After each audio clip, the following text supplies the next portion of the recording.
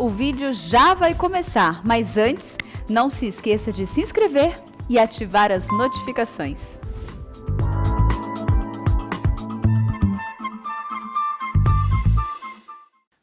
Bom dia, meus irmãos. Nós vamos iniciar aqui a nossa aula de escola dominical. E essa classe aqui, eu divido ela com o pastor Hernandes. Ele está fazendo a exposição da carta aos Hebreus. E eu comecei a fazer a exposição da primeira carta de João.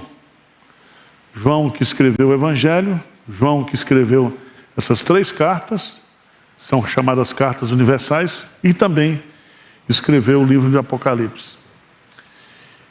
E o tema que eu uso para essa exposição é que João nos ensina acerca da verdadeira espiritualidade. E nesse estudo de hoje, o tema é identificando o verdadeiro cristão. João, ele vai nos oferecer no texto aquilo que chamaria assim 3 estratégias para você aplicar e avaliar se uma pessoa de fato nasceu de novo, é um filho de Deus. Abra aí em 1 de João, capítulo 2, versos de 3 a 11. De 3 a 11. Vamos ler juntos aí, se você quiser acompanhar. Ora, sabemos que o temos conhecido por isto, se guardarmos os seus mandamentos. Aquele que diz, eu o conheço, e não guarda os seus mandamentos, é mentiroso, e nele não está a verdade. Aquele, entretanto, que guarda a sua palavra, nele verdadeiramente tem sido aperfeiçoado o amor de Deus. Nisto sabemos que estamos nele. Aquele que diz que permanece nele, esse deve também andar assim como ele andou. Amados, não vos escrevo mandamento novo, senão um mandamento antigo, o qual desde o princípio tivestes. Esse mandamento antigo é a palavra que ouvistes. Todavia vos escrevo novo mandamento, aquilo que é verdadeiro nele e em vós, porque as trevas se vão dissipando e a verdadeira luz já brilha. Aquele que diz estar na luz e odeia seu irmão, até agora está nas trevas. Aquele que ama seu irmão permanece na luz e nele não há nenhum tropeço. Aquele, porém, que odeia a seu irmão está nas trevas e anda nas trevas e não sabe para onde vai, porque as trevas lhe cegaram os olhos. Identificando o verdadeiro cristão. Eu não sei se vocês sabem, mas a pirataria é atualmente um dos crimes mais praticados no Brasil. O que é a pirataria? A pirataria é copiar, vender e distribuir produtos que foram copiados clandestinamente, sem pagar royalties, sem respeitar os direitos, as patentes. É tão impressionante isso no Brasil, é só você ir aí no centro de São Paulo, de vez em quando a polícia vai lá e fecha uma galeria famosa que tem lá. Hoje, a pirataria é considerado um roubo, falsificação. E incrível que mais, ou quase 50% da população brasileira usa algum produto pirata. E tem crente também que não tem dificuldade nenhuma em comprar produto pirata. Aliás, até mesmo aqui nessas transmissões aqui, tem uns irmãos aí que montam sites, certo? Muda o fundo aqui e monetiza, né? De vez em quando, nós temos que pedir lá para a empresa que cuida das nossas redes, derrubar, porque esse pessoal, eles se apropriam indevidamente do conteúdo dos outros. Eu não esquento muito, nem o pastor Hernando, porque a pirataria do evangelho, se o cara se converter, é bom, né? Agora, se o cara já faz isso, já está mostrando que ele é bem crente, né? Mas tudo bem. É interessante que, só para você ter uma ideia, os produtos mais pirateados são os produtos eletrônicos, óculos, relógios, software, roupas, calçados, brinquedos e até remédios. Uma vez eu estava com dor de cabeça, tomei um remédio. Eu acho que era pirata, porque eu tomei, acho que era placebo, era farinha.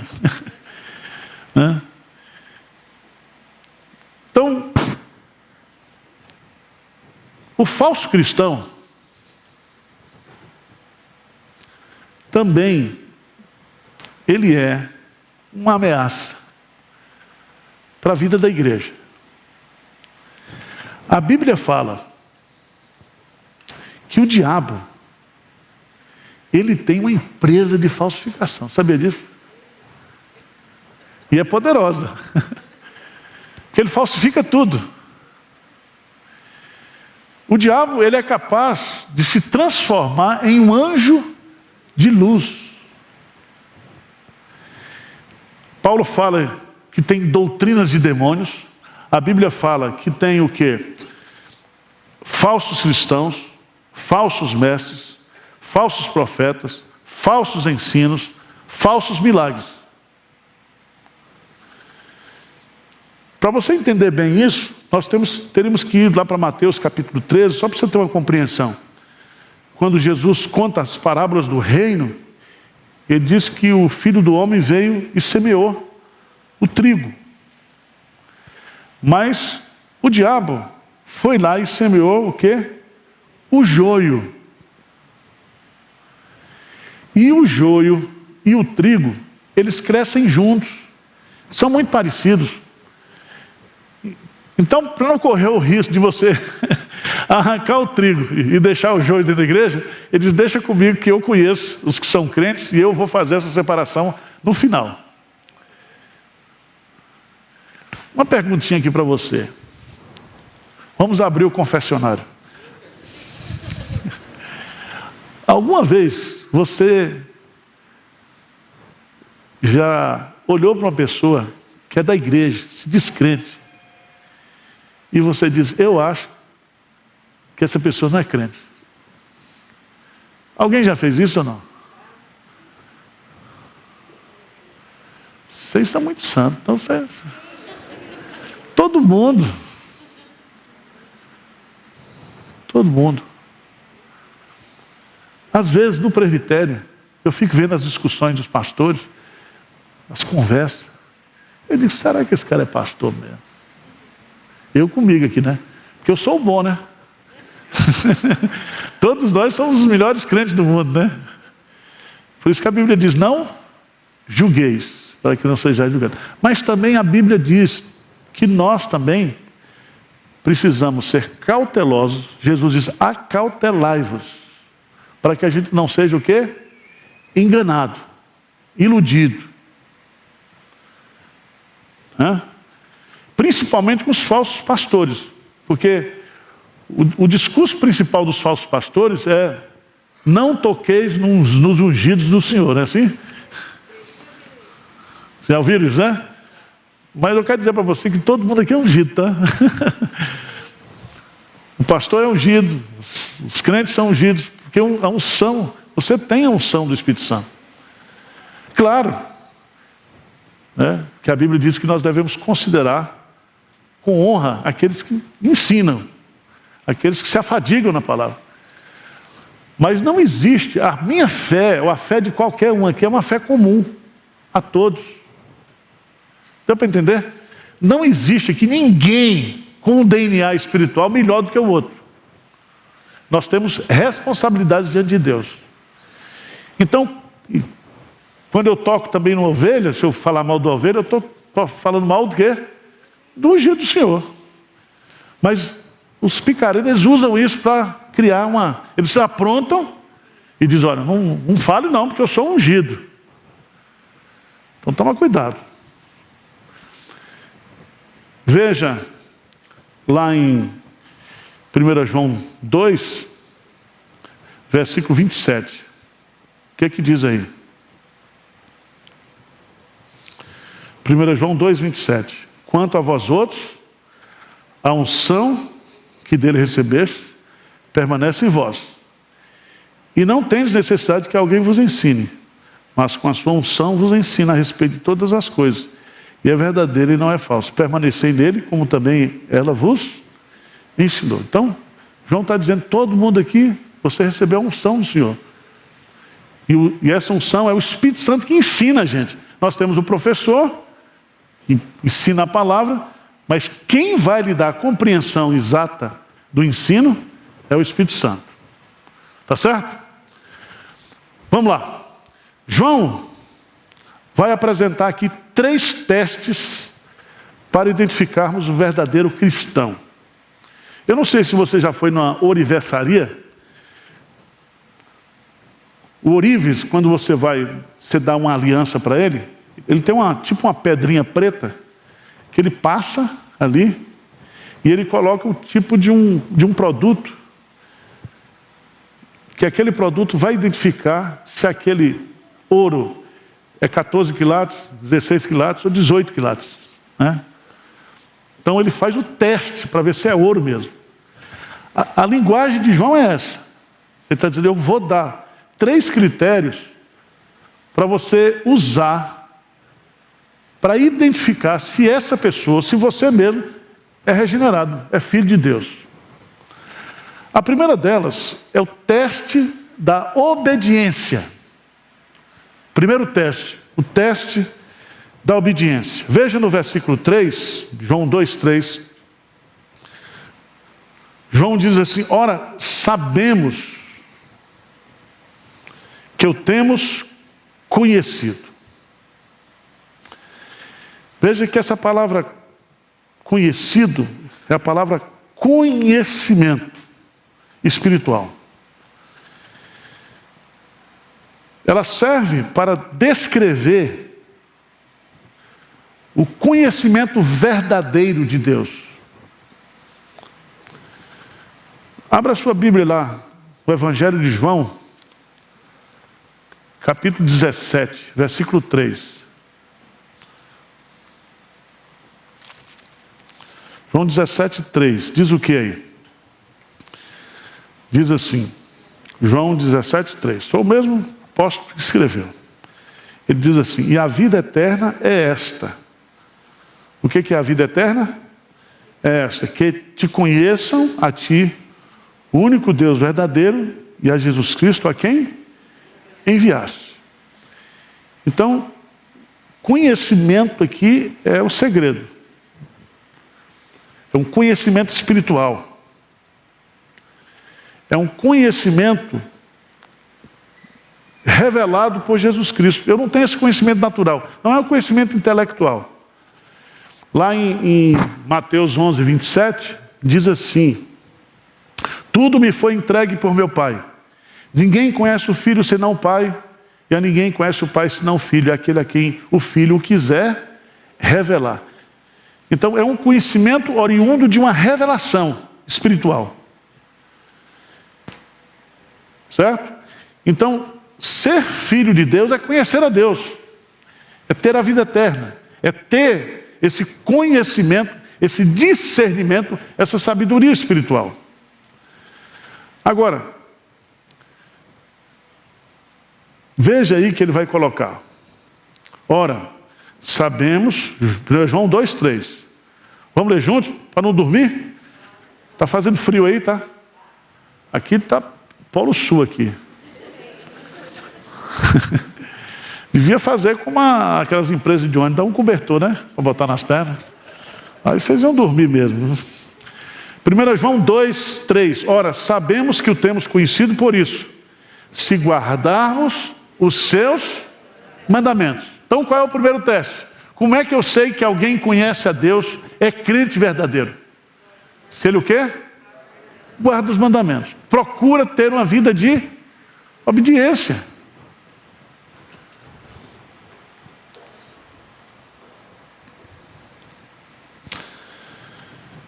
Veja aí o que ele vai dizer. Versículo 4.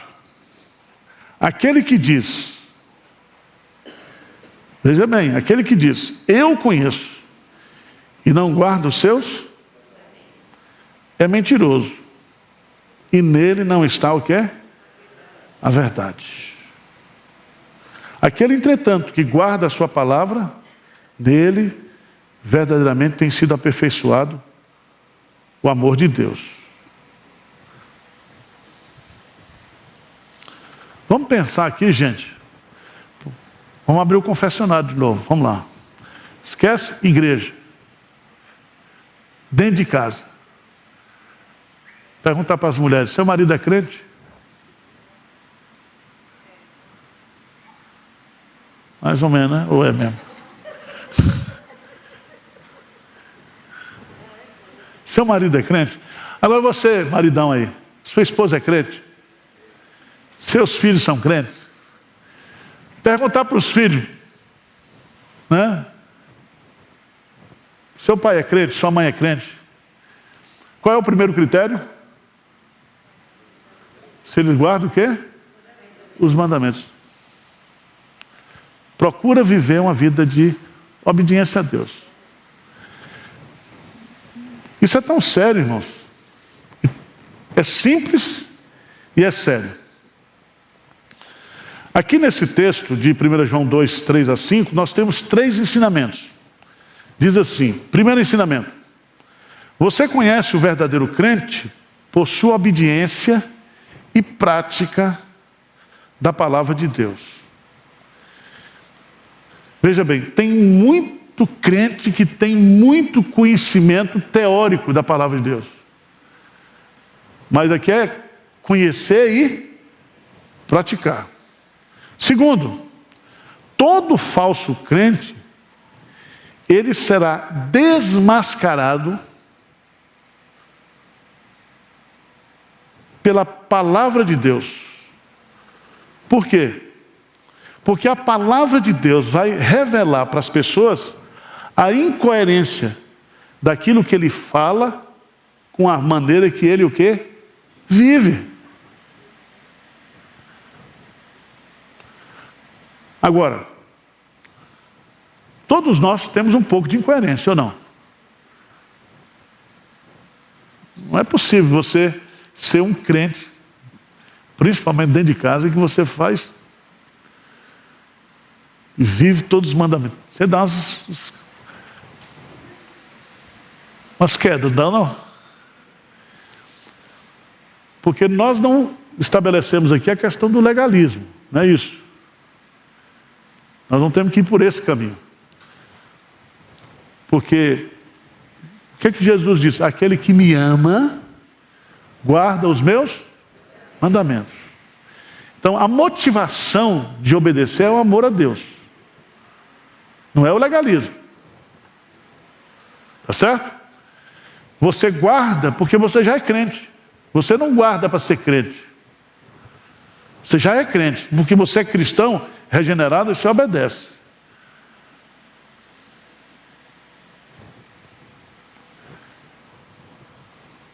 Vamos lá. Ontem eu saí para jantar com Tassi, que hoje eu estou fazendo 34 anos de casado. Você acha que eu desobedeci muito? Você acha? E estava conversando com ela. Lembra algumas coisas, né? Aí ela queria lembrar as coisas ruins. Eu falei, não, ruim não. Era bom.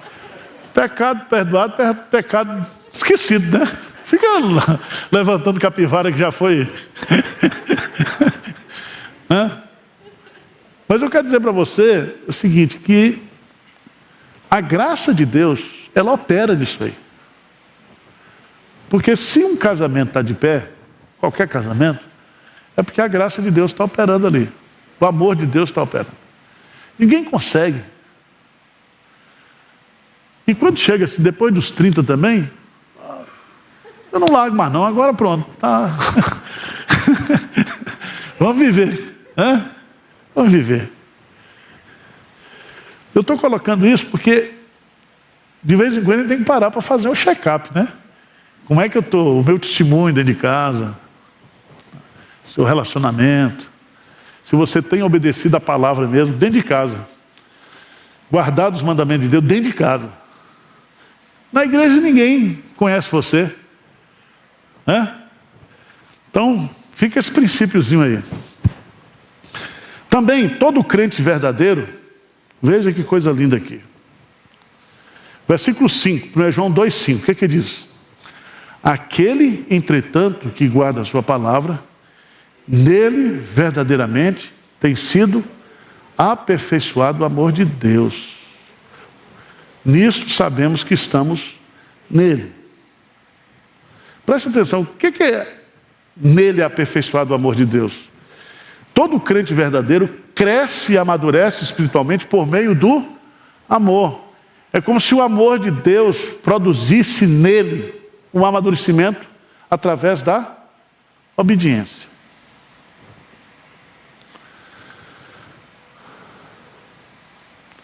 Eu queria chamar 2 textos aqui para a gente ilustrar aqui. Vamos lá para Mateus capítulo 7.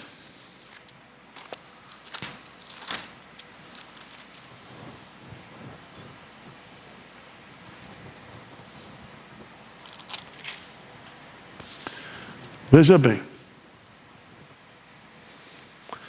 Mateus 7 começa dizendo: não julgueis para que não sejais o quê? Julgados. Aí você diz, então eu não posso. Não, não é isso que está dizendo. Aqui ele está falando do julgamento maldoso. Ele diz, antes de olhar para o argueiro do teu irmão, olha para a trave que está no teu olho. Mas veja lá adiante, versículo 15. Mateus 7,15. Diz o quê? Acautelai-vos dos falsos profetas, que se vos apresentam disfarçados em, mas por dentro são o quê? Isso aqui na linguagem contemporânea se chama travesti espiritual. Traveco. Parece que é, mas não é. Tá certo? E aqui é interessante você observar que ele diz o quê? Acautelai-vos. Fica esperto. Não seja bobo. Pelos seus frutos o quê? Os conhecereis.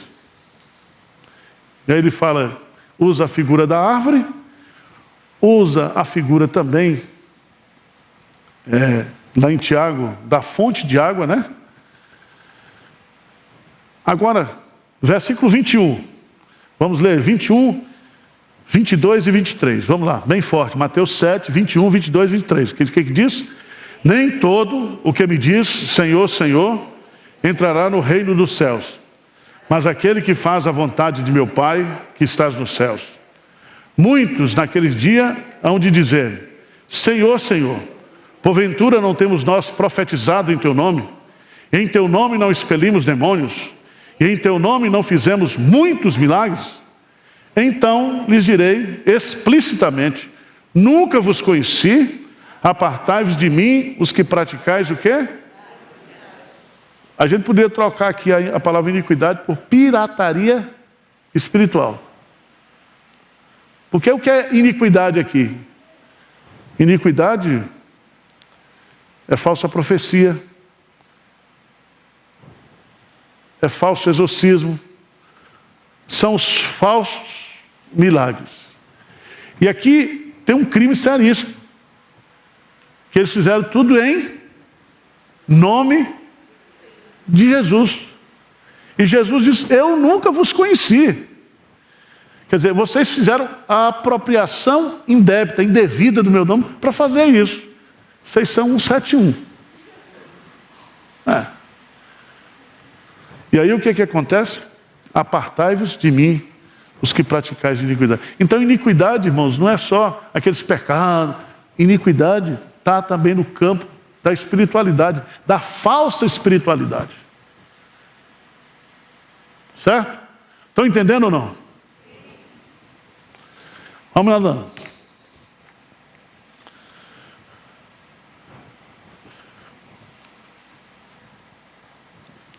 Qual é o segundo teste que João vai aplicar aqui? Segundo teste. Primeiro, o teste da obediência. Segundo teste, qual é? Vamos lá. No versículo 6. Vamos ler juntos, versículo 6, o que é que diz?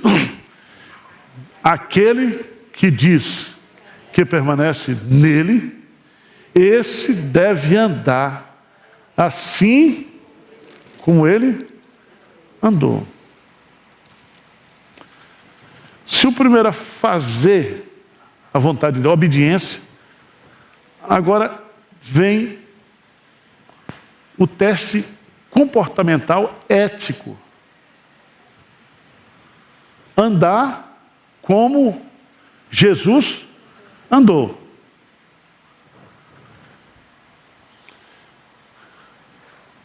Teste da obediência é uma coisa. O teste do comportamento é outra coisa.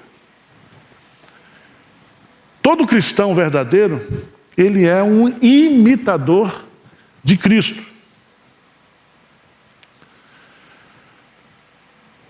Se Deus é luz, nós devemos o quê? Andar na luz. Aquele que anda nas trevas e diz que tem comunhão com ele, é mentiroso, está enganando a si mesmo. Eu queria que você fosse, por favor, 1 de Pedro, capítulo 2. 1 de Pedro 2.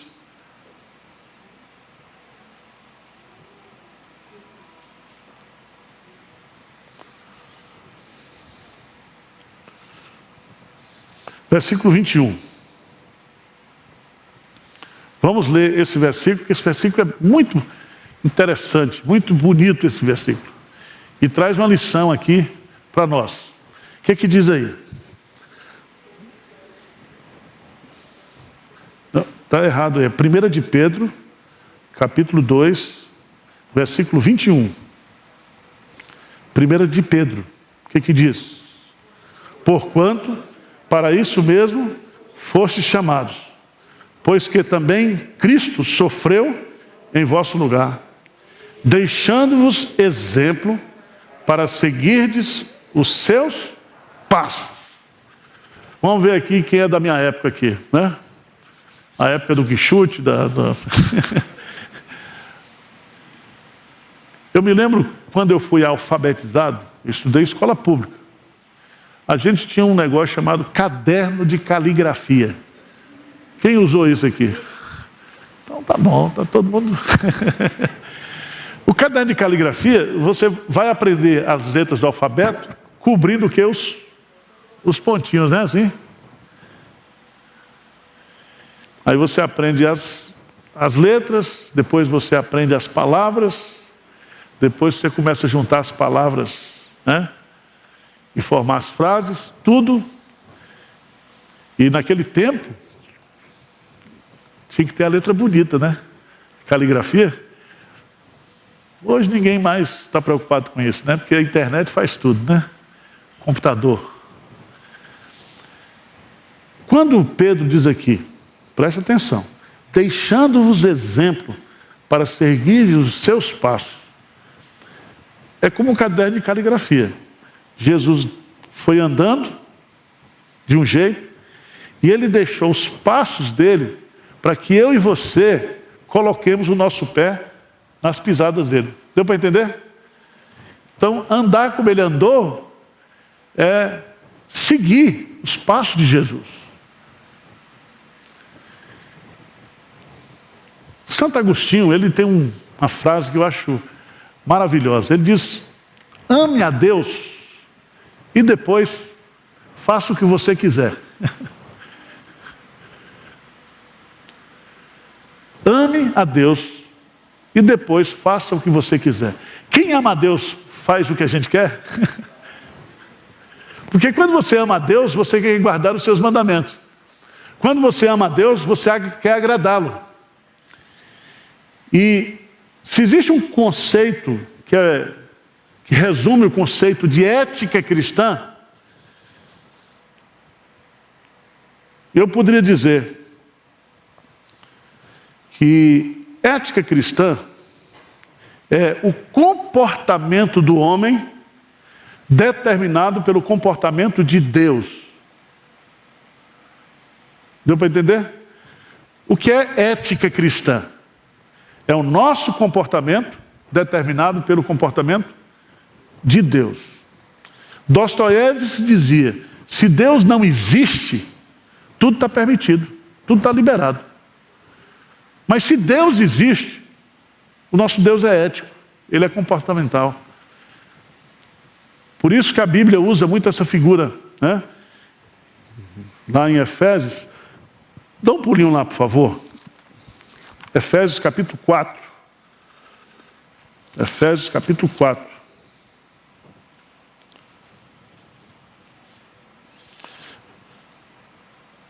Vamos ler 4, 5, 1 e 2. O que diz aí?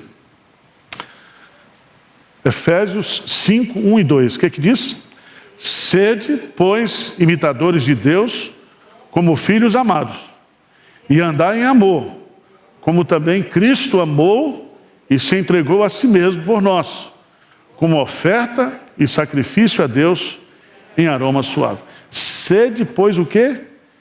Imitadores de Deus, como filhos amados. Então, o imitar aqui é um imitar que se fundamenta nesse amor, tanto no amor de Deus por nós, como no amor que nós devemos ter para com Ele. Deu para entender, gente? Eu me lembro de um livro, foi um romance, esse livro é uma ficção.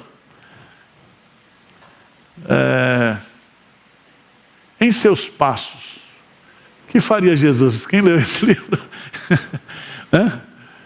Foi um clássico, acho que todo jovem da nossa geração aqui, dos 50, leu esse livro. Em seus passos, o que faria Jesus? Todas as vezes que você for tomar uma decisão comportamental, etc., você diz: se Jesus estivesse no meu lugar, o que ele faria? Então isso é ética, o comportamento do crente, do filho, determinado pelo comportamento do pai. Terceiro teste agora: obediência, comportamento. E o terceiro teste é o teste do amor. Então, João vai colocar agora a sua primeira carta, a partir do versículo 7 até o versículo 11, o amor. Vamos ler aí, versos 7 e 8. Amados, já não vos escrevo mandamento novo, senão mandamento antigo, o qual desde o princípio tiveste. Esse mandamento é antigo. Esse mandamento antigo é a palavra que ouviste. Todavia vos escrevo um novo mandamento, aquilo que é verdadeiro nele e em vós, porque as trevas se vão dissipando e a verdadeira luz já brilha. Veja aí que João fala que o mandamento do amor, ele é tanto antigo quanto novo. Como é que a gente entende isso? Se você for ver, lá em Deuteronômio capítulo 6, já está dizendo que nós devemos amar a quem? A Deus. Esse mandamento, ele é repetido várias vezes. E o que João está querendo ensinar aqui? Preste atenção, isso é profundo, é de mistério, como diz o outro. No grego, há duas palavras para expressar novo. Tem dois tipos de novo. O primeiro tipo é no sentido de idade. Por exemplo, você comprou um Chevette hoje, 0 quilômetro. O Chevette é novo?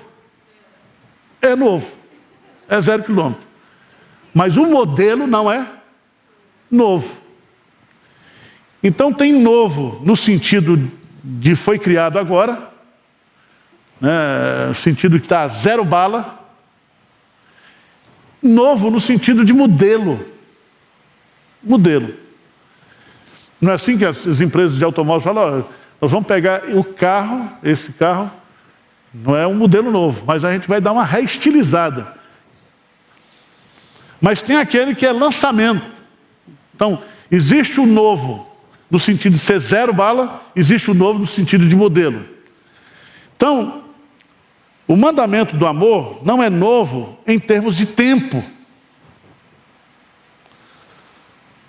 Deus já havia ordenado o amor desde a lei do Antigo Testamento. Mas agora, o novo mandamento vos dou, ele é novo no sentido da qualidade, do modelo.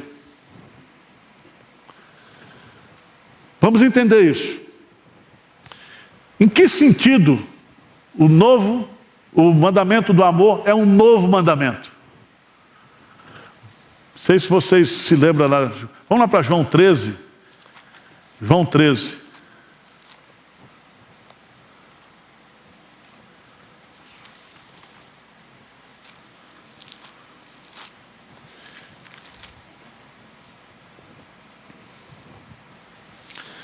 Versículo 34, o que diz? João 13, 34, o que diz? Novo mandamento vos dou, que vos ameis uns aos outros, assim como eu vos amei, que também vos ameis uns. Nisto conhecerão todos que sois meus discípulos, se tiverdes o quê? Amor uns aos outros. Veja aqui que o toque que Jesus Cristo está colocando aqui, que o teste para saber quem é discípulo dele é o amor. Mas ele fala novo mandamento. E aí, eu vou tentar passar para vocês aqui 5 maneiras que eu encontro nas Escrituras Sagradas porque esse mandamento ele é novo. Primeiro, por causa da sua proeminência. Ou seja, o amor é colocado como um mandamento o quê? Excelente. Excelente.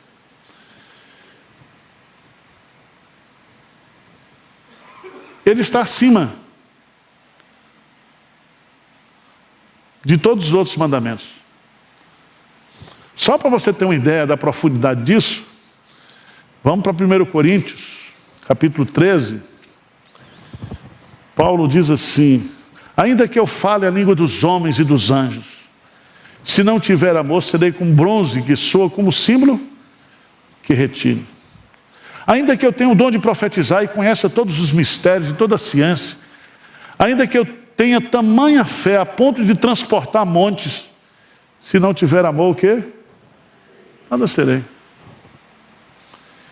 E ainda que eu distribua todos os meus bens entre os pobres, e ainda que entregue o meu próprio corpo para ser queimado, se não tiver amor, nada disso o quê? Aproveitará. Então, você se sacrificar, você dar seus bens aos pobres, isso não significa que você tenha o quê? Amor. O amor, segundo Paulo, cumpre a lei. O amor é o grande mandamento, é o maior de todos os mandamentos. Não perguntaram para Jesus Qual é o maior mandamento? Aí Jesus: amarás, pois, o Senhor teu Deus e ao próximo como a si mesmo. E quem é meu próximo? Ele conta a parábola do bom samaritano. E ele termina dizendo: vai tu e faz o mesmo. Então, o amor, ele é novo no sentido que ele ganha agora uma proeminência. Irmãos, quem ama cumpre a lei. Tá certo? Diz Romanos. O amor é o fim do mandamento. Todos os dons passarão. Agora, pois, permanece a fé, a esperança e o amor. Mas o amor é eterno.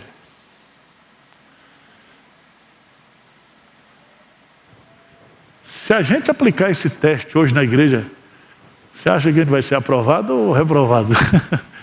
Na minha vida, na sua vida. E João está dizendo: aquele que não ama, não conhece a Deus, não nasceu de Deus. Outro dia uma irmã falou comigo: pastor, eu não consigo amar os irmãos. Eu falei: minha irmã, peça a regeneração. Dizer que a gente ama a todos é difícil, né? Tem uns que são mais difíceis de amar ou não? Mas a gente tem que fazer um esforço, né? Tinha uma mulher no ministério de casais, era uma mulher muito chata. E ela batia, fazia umas críticas comigo. Um dia eu me reuni com ela. Falei: minha irmã, vem aqui. Olha, a partir de hoje eu não vou brigar mais com a irmã. Eu tomei a decisão de amar a irmã. Agora eu preciso do sobrenatural.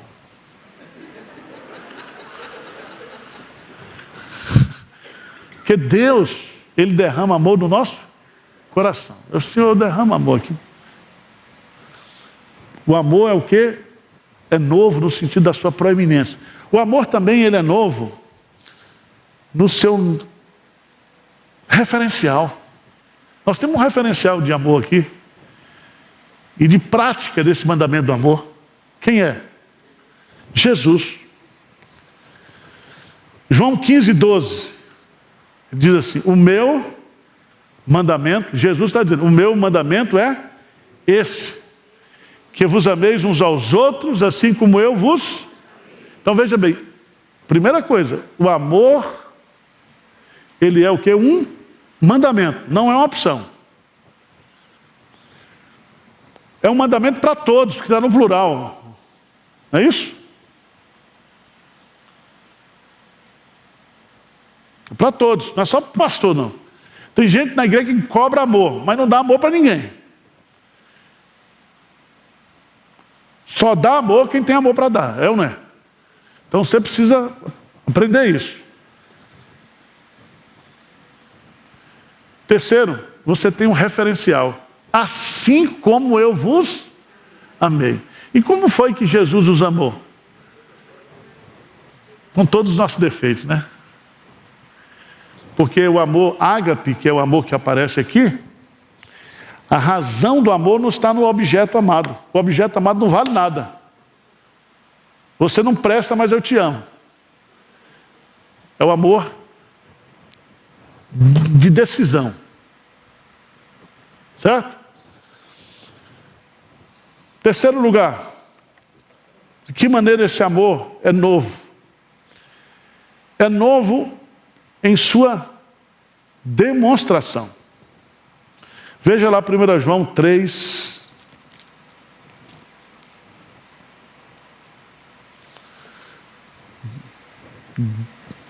(16 e 17). O que diz lá? 1 João 3, 16 e 17. Nisto conhecemos o amor, que Cristo deu a sua vida por nós, e devemos dar nossa vida pelos irmãos. Ó, você que gosta de João 3,16, agora você tem 1 João 3,16, tá? Dá a vida pelos irmãos. E como é que a gente dá a vida pelos irmãos? Veja no versículo 17. Ora, aquele que possui recursos deste mundo e vir a seu irmão padecer necessidade e fechar-lhes o coração, como pode permanecer nele o quê? O amor de Deus. Então, o amor, ele é novo no sentido de você demonstrar esse amor. Esse amor é um amor de coração. E não é um sentimento, é uma atitude, é uma ação. Você vê, você sente e você ajuda. Está claro aí no texto. O amor é um princípio ativo, permanente, que nunca acaba. Paulo diz que a verdadeira fé, ela atua pelo amor. Quarto lugar, este amor, ele é novo em sua esfera de ação. Veja o que João vai dizer aqui. Ele diz: aquele que diz estar na luz e odeia seu irmão, até agora está nas trevas. Aquele que ama seu irmão permanece na luz e nele não há nenhum tropeço. Então, somente aqueles que estão na luz, que têm comunhão com Deus, pode amar desse jeito aqui. Deu para entender? Deus é luz, Deus também é amor. Aqueles que estão na luz, ou que estão na comunhão com Deus, estes vivenciam e expressam este verdadeiro amor. Aquele, porém, que odeia seu irmão está nas trevas, e anda nas trevas, e não sabe para onde vai, porque as trevas lhe cegaram os olhos. Veja que há 3 consequências trágicas na vida de um cristão quando ele não ama seu irmão. Ele põe em dúvida a sua conversão, ele se torna uma pedra de tropeço, ele não progride espiritualmente. Então, se você é um crente verdadeiro, você ama. E você ama porque você está nessa esfera da comunhão com Deus. Mas, por fim, esse amor, ele é novo em sua capacitação. Isso aqui dá uma aliviada para nós. Não conseguiremos amar a Deus e ao nosso próximo sem a capacitação do Espírito Santo. Paulo diz assim: o fruto do Espírito é o amor. Por que ele fala fruto do Espírito? Quando ele fala das obras da carne, ele fala obra, fruto do Espírito. Porque todo fruto, como é que nasce um fruto? Primeiro uma florzinha, não é isso? Depois a flor vira o quê? Um fruto verde, pequenininho. Depois ele vira o quê? Um fruto maduro. É uma coisa orgânica, que tem vida. Veja lá, por favor, em Romanos capítulo 5.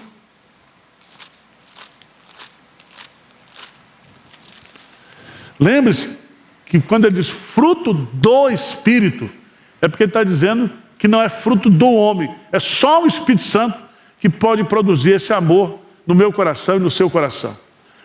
Romanos 5. Romanos 5.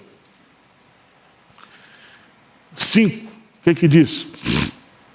Ora, a esperança não confunde, porque o amor de Deus é em nosso coração pelo Espírito Santo que nos foi outorgado. Veja bem, o Espírito Santo que nos foi outorgado, tá? Onde? No passado, não é isso? Foi. Quando foi que o Espírito Santo foi outorgado a você? Na conversão. Você foi selado com o Espírito Santo. Mas veja que a esperança não confunde, porque o amor de Deus é o quê? Derramado. É derramado, está em que tempo? Presente. E derramado aqui é presente contínuo. É derramado. A palavra derramado aqui não é de gota, tá? É um derramamento abundante. Então, vamos fazer um teste essa semana. Pense numa pessoa que você não gosta. Pode ser até eu mesmo. Aí você vai essa semana orar e dizer assim: Senhor, eu sou crente. Então derrama o quê? Amor no meu coração, para eu amar aquela pessoa. Amar. como o Senhor me amou, como o Senhor me ama. Aqui, o que está sendo explícito aqui é que nesse novo mandamento, eu não quero amar, mas eu posso amar. Porque Deus, no Antigo Testamento, Deus dava o mandamento, mas não dava a capacitação. Agora não, eu não tenho desculpa. Esse novo mandamento é novo por causa disso. Porque diz, amai.